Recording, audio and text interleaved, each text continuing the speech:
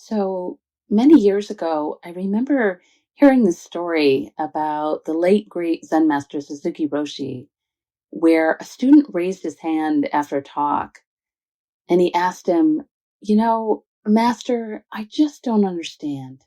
Can you just please put it in a nutshell for us? Can you just please reduce Buddhism to one phrase? And apparently, everyone in the meditation hall started laughing about this. And Suzuki Roshi was laughing too, because it did seem kind of funny. This idea that the teachings of the entire Pali Canon could be reduced to just one simple phrase. So after the laughter had died down a bit, Suzuki Roshi very quietly said two simple words, which were everything changes. Everything changes. And this is just one of my very favorite Buddhist phrases, and it's one of what I often call Buddhist sticky notes, which are these great 2 to 5 word phrases that are really easy to remember and sort of keep in our pockets so that it's right there whenever we need it. And this past year, I've really been keeping this particular phrase very close because the changes in my own life have just felt really overwhelming for so many different reasons. And of course, I absolutely know that I am not alone in this in experiencing overwhelming change this past year. Especially during this difficult time of the pandemic, many different things in all of our lives have changed. And the truth is, we can never truly go back to the way things were. And if we think about it, this is actually always true, isn't it? Even though we might not want to believe it sometimes. And of course, sometimes it can feel like things aren't changing fast enough for us. And at other times, like this past year, change can just rush into our lives really quickly and might even knock us over for a while. Or maybe it's not just one big change, but a whole torrent of changes that sort of roar into our lives like a hurricane and topple almost everything over, like the town that we've built for ourselves is suddenly missing whole neighborhoods. And to use another really common metaphor for change, it can often feel like the rug has suddenly been pulled out from under us. And emotionally, we're kind of like a little dust mote that's been living on that rug. And now we're floating around in the air somewhere. And we can't really see or predict where we might land next or even when that might be. And so, as you might imagine, we mostly really want to land back down on that same familiar spot on the rug because it's safe and familiar and we know it. But so often, just when we feel like we're finally going to settle down again, or maybe we feel like finally we've landed and we feel safe somehow, suddenly that rug gets pulled out again. And there we are, back up in the air, without any ground beneath our feet again. And so a really great question that we might ask ourselves is, has this ever really been different? Honestly, throughout our lives, have we ever really, truly, fully landed? There's something to think about. According to the Buddhist teachings, this ongoing sense of not quite ever being able to settle is actually not a problem. It's simply the reality of living in this world. In fact, if we think about it, the only thing in our lives that is constant is change itself. Change and, of course, uncertainty. Because the truth is, none of us can ever fully, accurately predict what's next. The problem is, we tend to think that this constant change or impermanence is what is making life difficult for us, when what's actually making us suffer is our resistance to the reality of this uncertainty. The teacher Stephen Cope tells us this.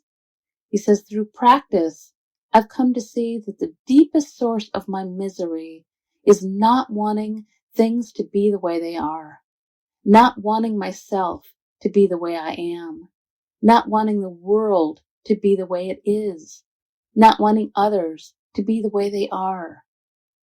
Whenever I'm suffering, I find this war with reality to be at the heart of the problem. So if this kind of war with reality is truly the heart of our difficulties, our practice then is to really contemplate what this means. And this is what I want to explore a little more in this talk. Several years ago, one of my very favorite teachers, Bhikkhu Anicha, sort of famously summarized the entirety of our practice in just 4 words, which I know many of you who've heard my talks before can probably easily recite this.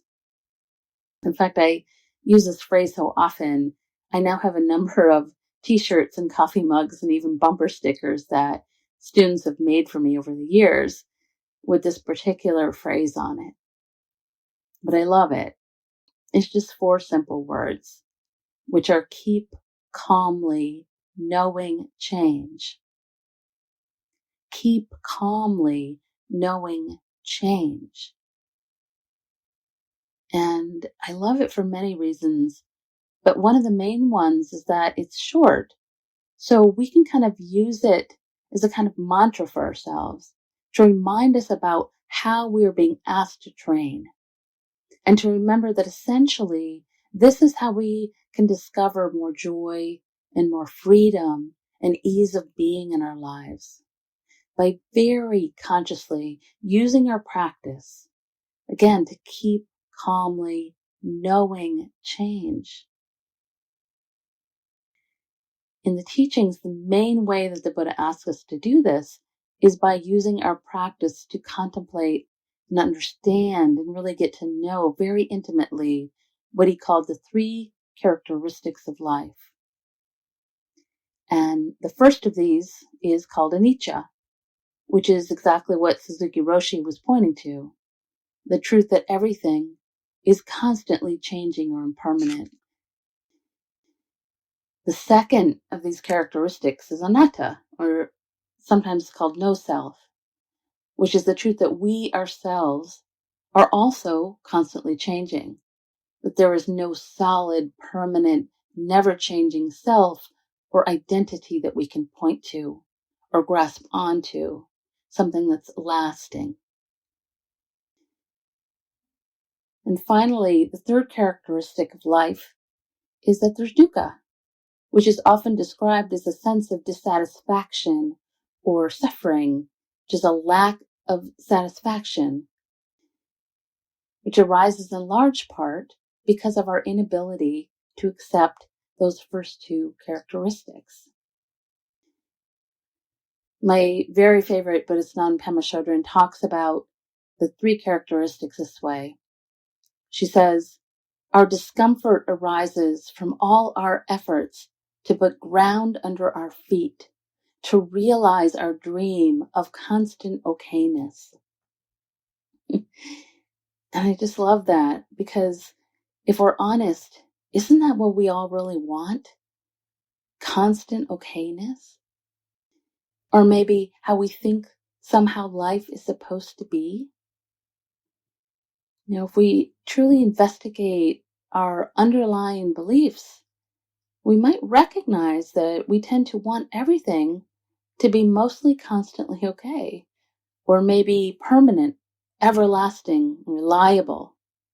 And of course, this includes our view of ourselves and even others. Another great question that Pema often asks that relates to this is, what is it like to realize that we can never completely and finally get it all together? Especially for those of us who are perfectionists, there tends to be this underlying belief that someday if only this or that, we'll finally reach that sweet spot. And as a kind of inquiry, we might even consider how often this belief crops up. This belief that we can maybe finally get there to that place of perfection, which of course we hope will just stay that way. Just as a simple example, I've been noticing lately that when I wake up in the morning, there's this strong wish in me that everything had just stayed as it had been the night before. Like, I really want the bed to already be made for me and not have to do it over and over 365 days of the year. Like, it was perfect yesterday, perfectly made, and now it's just a mess again, and I have to do it all over again. I also really want all the dishes to be washed and put away and for the trash to be empty. And honestly, what would be really great was if my body had already been washed and dressed and was ready to go. And oh, by the way, maybe 40 pounds lighter and maybe 20 years younger as well.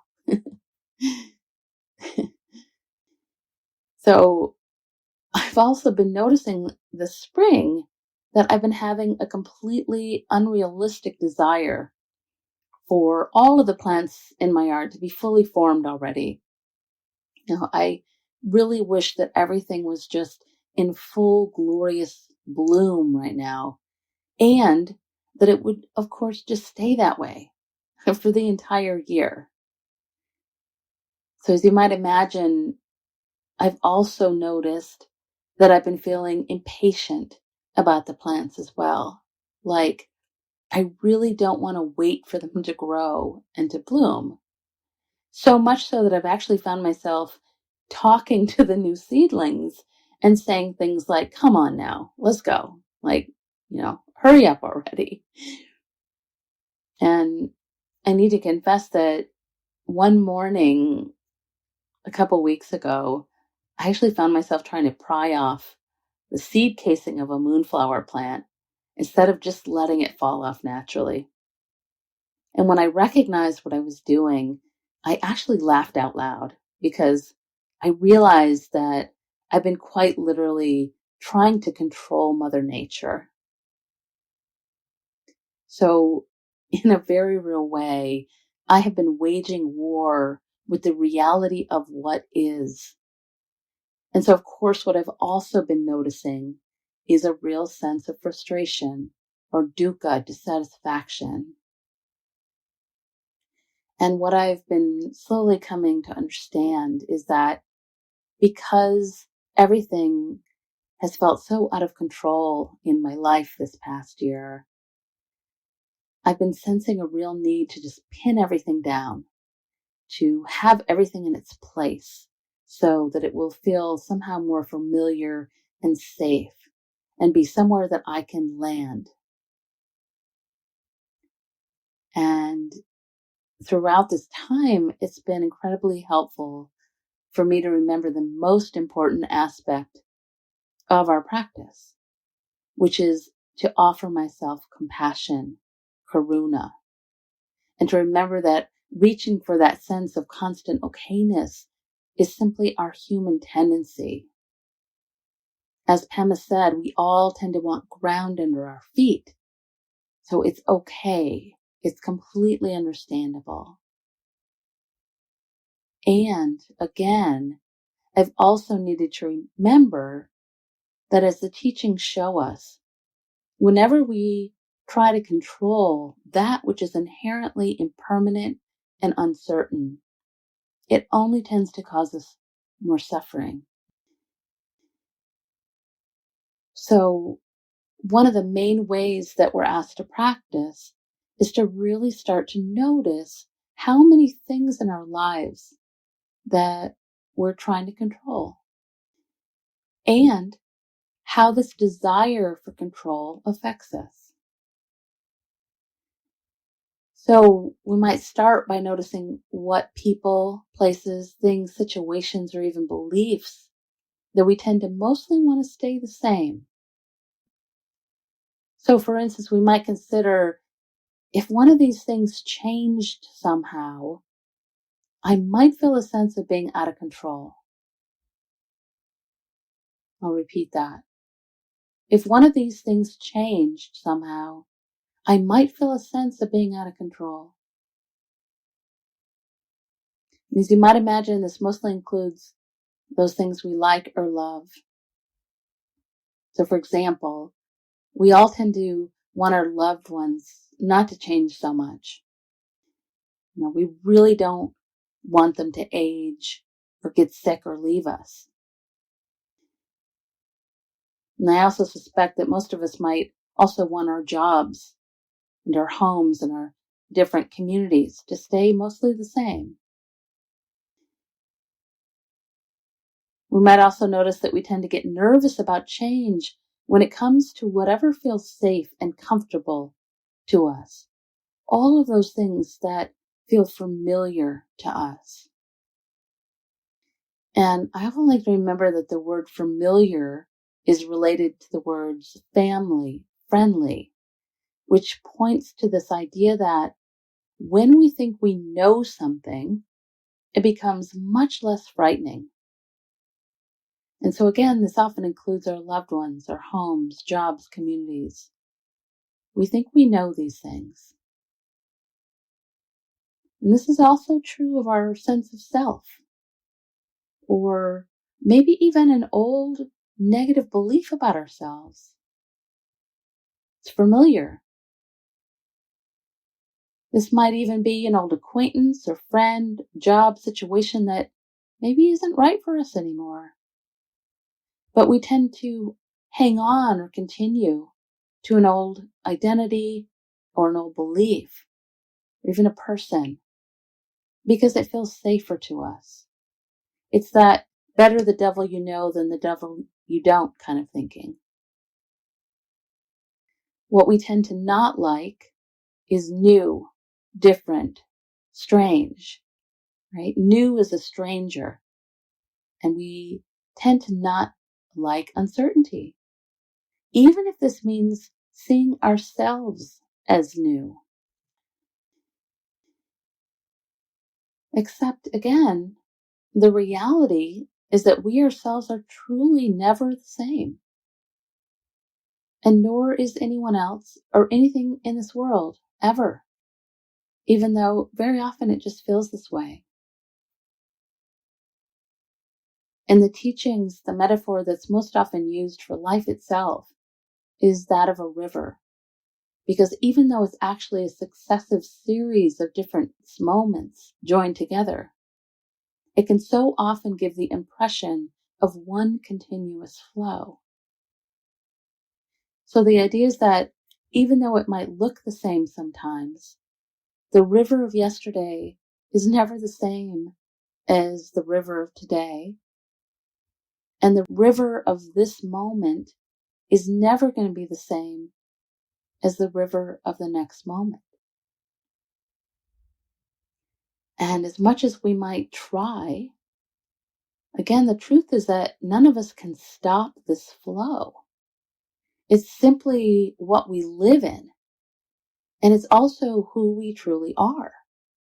We ourselves are a flow of experience. We are each a form of anicca. We are impermanence itself. About 28 years ago now, when I first met my husband, Brent, he owned a business where he made custom-made windows. And when we moved into the little farm cottage where we live today, he showed me how our sort of old ancient front window is literally melting. Like there are visible waves in the glass like a river, and it's visibly thinner on the top and thicker at the bottom. And so every day now when I look outside this window, I think about this, and it reminds me that everything in this universe is a part of that flow, including ourselves. And in our practice, we can notice this constant flow by noticing, for instance, that in every moment various thoughts are arising and passing in each of us constantly.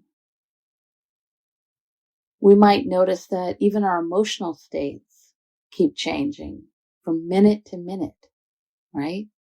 One moment we're happy, another moment we're sad, one moment we're super concentrated, another we're distracted and forgetful, all in accordance with certain conditions, which themselves are also constantly changing. You might even reflect on how many times your emotions changed just today, right? Just think about that. How many times did this change just today? You might even think back to whatever happened in your life yesterday, right? What happened to that? Is it still somehow here somewhere? And can you actually hold it? Or is it a kind of dream now, a memory in the mind? And what about tomorrow, right? We may have plans, but do any of our moments really turn out exactly as we'd planned? Ever? Again, it's really all a dream, isn't it? We might have considered this question, which is, how much time do I spend judging how well I'm doing in regard to how I imagine my life is supposed to look, while ignoring how I actually feel in this moment, which is the only one I'm actually living? The Tibetan master Dukkha Khenche Rinpoche once said, in meditation, we can see through the illusion of past, present, and future. Our experience becomes the continuity of nowness. The past is only an unreliable memory held in the present.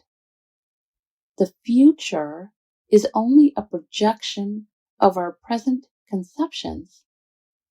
The present itself vanishes as soon as we try to grasp it. So why bother with attempting to establish an illusion of solid ground?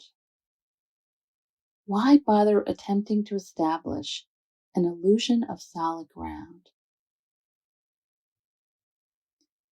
So even though we are actually always on unsolid ground, right in the center of change, and can never really know exactly how the next moment and the next are going to play out, our tendency is to want everything to just stop flowing. And when it doesn't, we also then tend to want to hold on or cling to the edge of this river. Or maybe more often, we want the river to flow exactly how and where we want it. But according to the Buddhist teachings, the way to stop the suffering that this causes is by doing the exact opposite of these things. So instead of clinging and holding on or desperately trying to control the flow, we let go.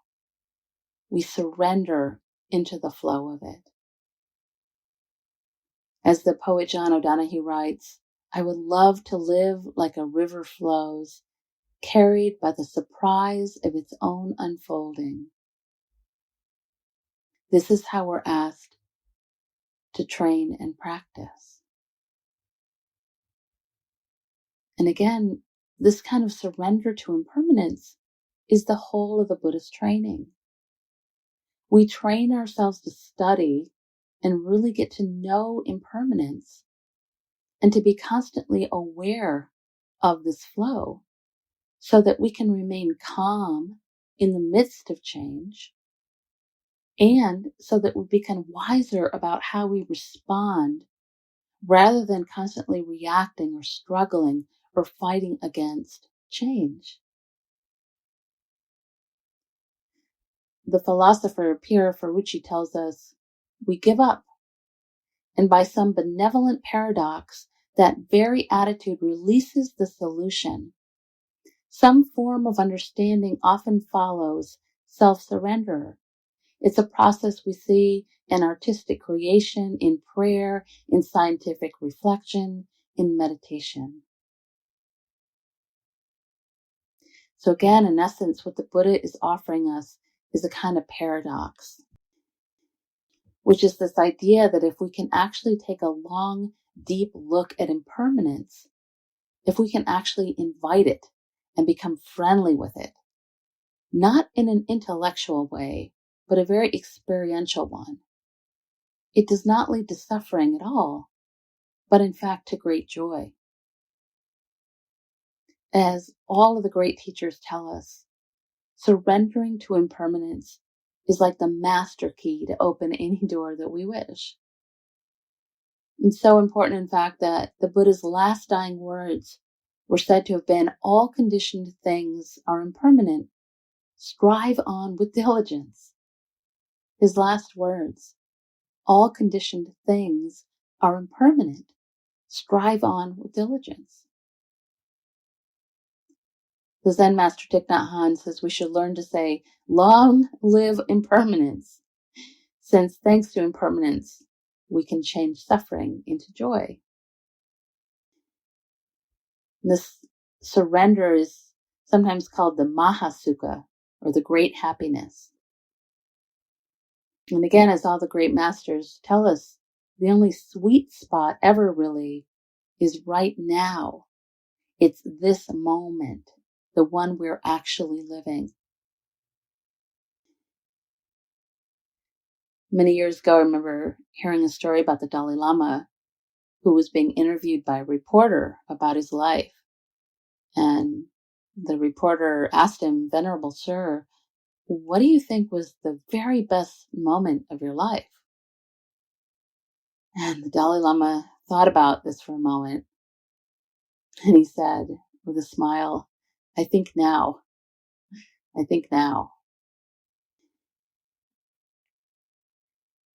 As we continue to practice in this way more and more, what happens is that we begin to trust that we can simply rest in the present moment and in the unknowing itself. We can float there, if you will, in that unknowing. To quote one of my very favorite poets, the late Mary Oliver, "Though I play at the edges of knowing, truly I know our part is not knowing, but looking and touching and loving." We might even start to notice that the more we can learn to let go, the more we can move through life without thinking, quote, this or he or she or I should or should have been different. So, for instance, when something happens that kind of shakes up our world in a way, we can suffer for so many more years than necessary by clinging to one simple belief, which is it shouldn't have happened. It shouldn't have happened. But instead of clinging on so tightly, we might try simply grieving fully whenever grief arises, for as long as it arises, flowing fully with all the stages of grief, and acknowledging that this is how it is now, or this is what happened. In the Zen tradition, there's another wonderful phrase that I love, which is very simple. It's, this is it. This is it. Which is always and forever followed by the question, now what? Now what? What is the wisest, most compassionate response to this person, situation, or even myself? Now what? And if we think about it, if this is it, is actually change itself, we might instead try saying, everything changes. Now what? Everything changes. Now what? Because truly, a response to change is the only thing that we ever have control over, how we respond, right? Now what? And as the training shows us, the more we can practice fully acknowledging and bowing to this is it, and awakening to our lives as it is, what happens is that we start to begin to feel everything more fully. We discover the joy of experiencing all of it. All of this is it. All of the change. And we start to be better able to ride the waves of what are often called the 10,000 joys and the 10,000 sorrows of life. And actually meet or greet these just as they are and not how we want them to be. And gradually, through our practice, as we learn to stop fighting so much or trying to control so much of it, we find ourselves becoming more and more grateful for life itself because we know so much more how precious and fleeting it is. You know, everything and everyone around us, all of our experiences, all of our sights and smells and tastes and loved ones, and even all of those tiny buds that are growing or the cicadas. We can watch each of them in the moment and just simply be amazed at the process. And the more that we can practice in this way, gradually life itself becomes so much more special and precious because we are more awake to the truth of impermanence. We start to fully recognize that nothing will be here forever. And of course, this includes ourselves.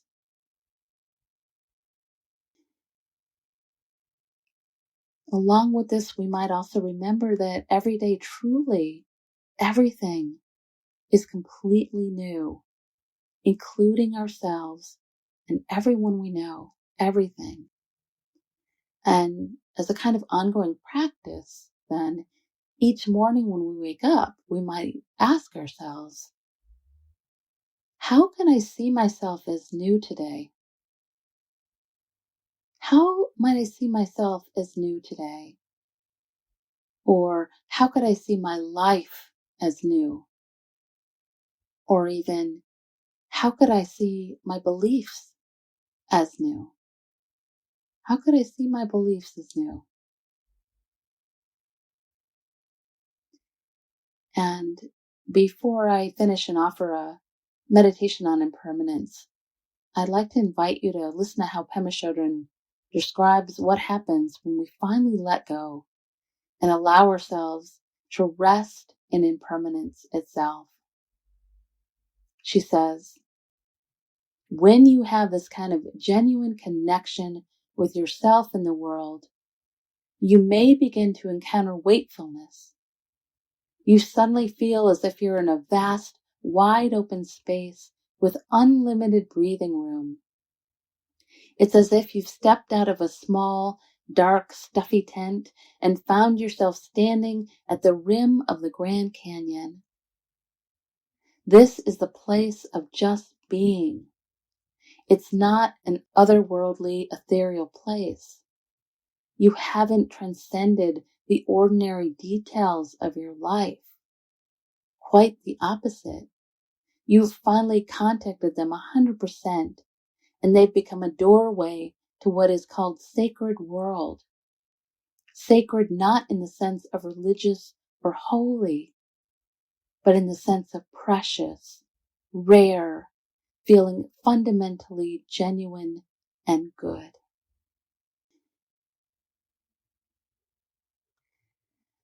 So, to end, as you're ready and it's available to you, I'd like to offer a meditation on impermanence and noticing impermanence.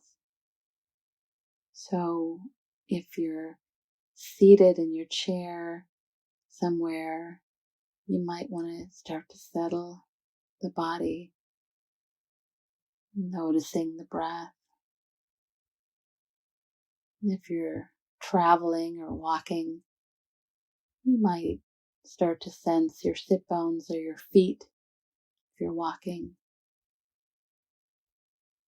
sensing the body and the breath as well.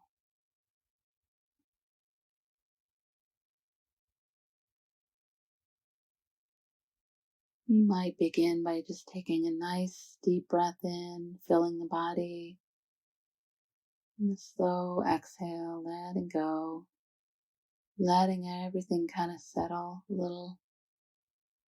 Couple of rounds of these on your own, just to begin to get in touch with your breath,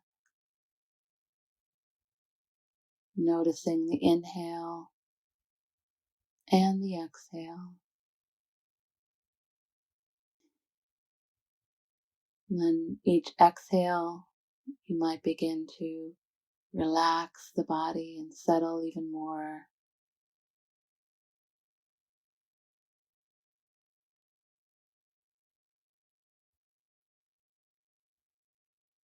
You might imagine the skin all around the body softening. So you might begin with the top of the head, letting your awareness flow down the face, softening the eyes and the cheeks and the jaw, still breathing.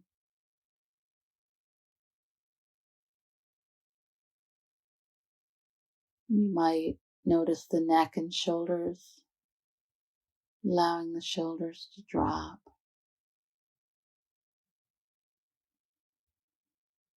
Nothing to hold up.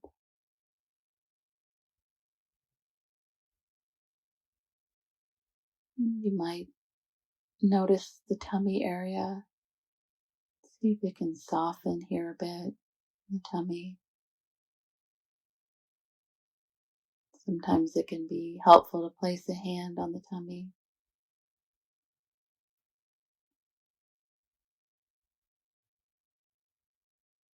You might also sense your sit bones if you're seated. And sense your connection to the earth.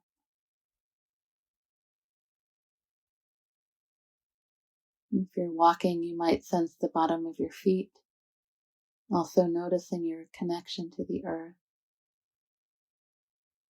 And in some way allowing the earth to hold you so that you can relax even more.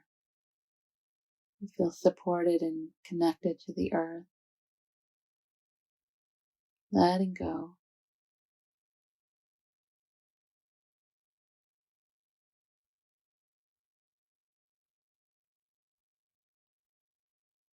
You might even sense the very center of your palms and allow them to soften and open a bit in a gesture of letting go and receiving.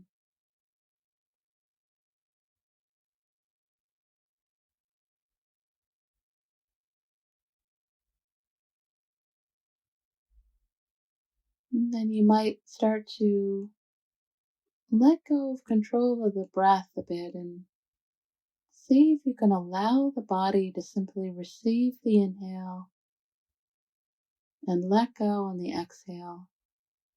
It's okay if there's some control at first, that's natural. It's fine. But see if you can gradually start to let go and just watch the body as it breathes.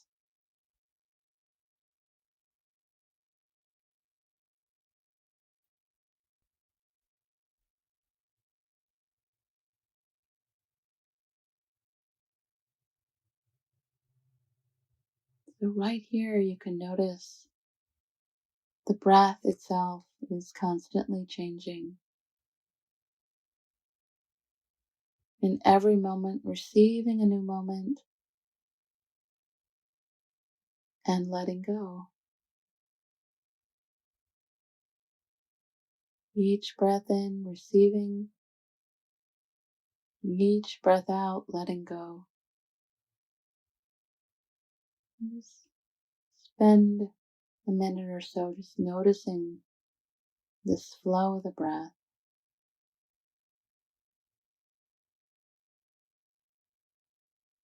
Noticing how the body expands and contracts with the breath.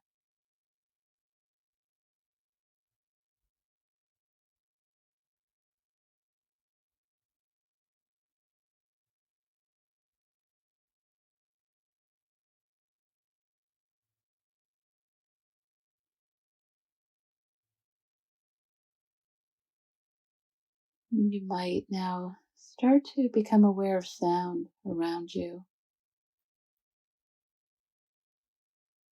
And again, noticing how the body receives sound and then it passes. And that you really have no control about what is received and when this stops. Just noticing the flow of sound.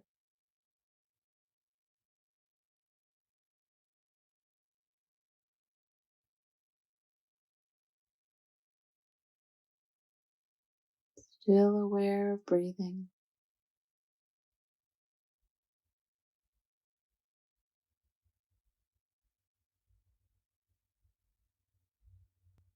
You might now begin to notice body sensations. Notice the body. And notice that it too is constantly changing,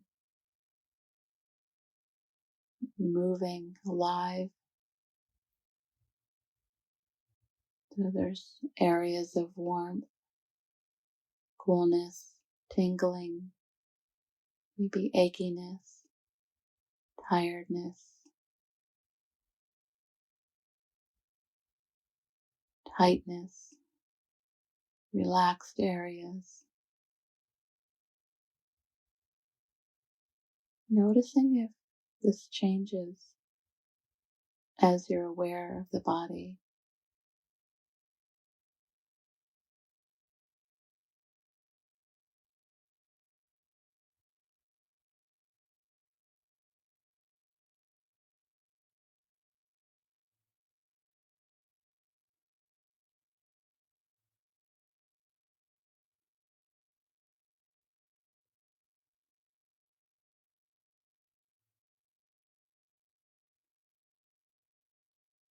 You might now become aware of your thoughts. Without attaching to your thoughts, you might just notice how they arrive and pass, just like clouds through a sky.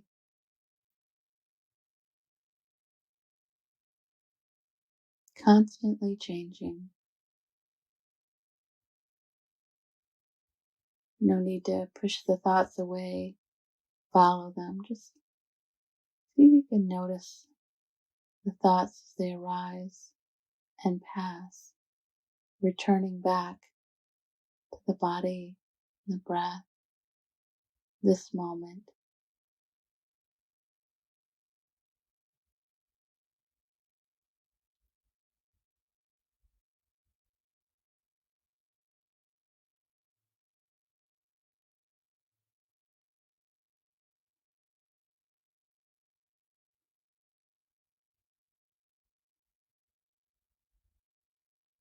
You might even see if you can sense any changing emotions, the flow of emotion, and maybe the physical sensation of emotion in the body, where it lives, and how that might shift and change.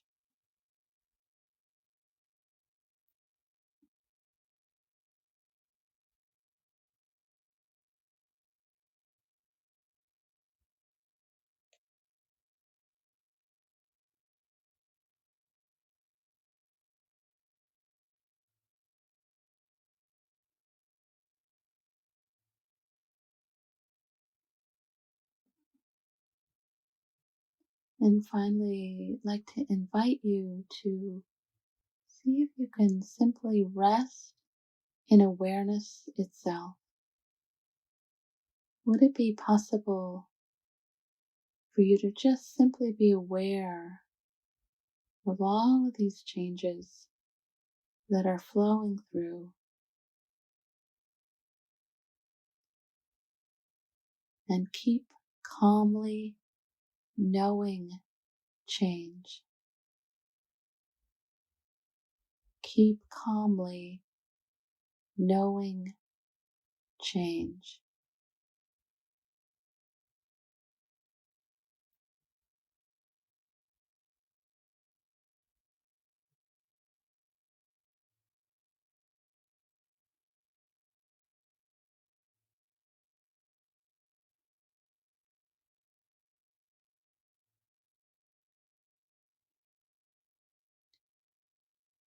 And finally, with the eyes still closed, I'd like to invite you to listen to this poem from one of my favorite poets, Mark Nepo, who tells us,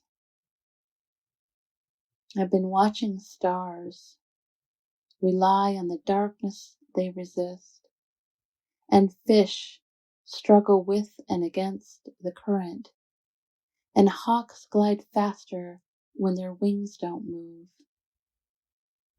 Still, I keep retelling what happens till it comes out the way I want.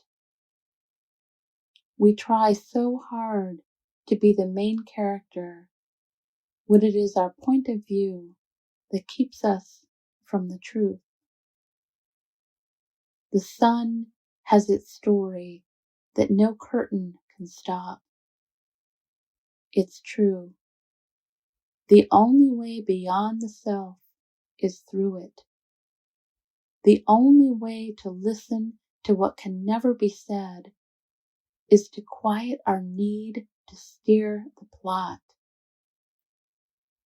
When jarred by life, we might unravel the story we tell ourselves and discover the story we are in, the one that keeps telling us."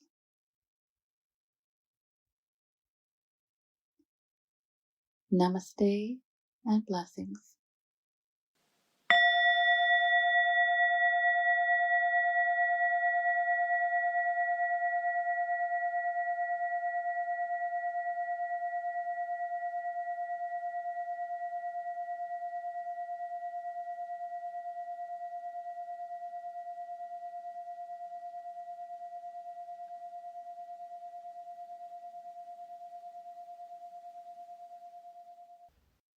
I hope you enjoyed this talk. These talks are always offered freely so that no one is ever denied access to these teachings, and your support really makes a difference. Dana is an ancient Pali word meaning spontaneous generosity of heart. If you feel inspired to offer dana, you can do so by visiting my website at www.mindfulvalley.com. Thank you so much.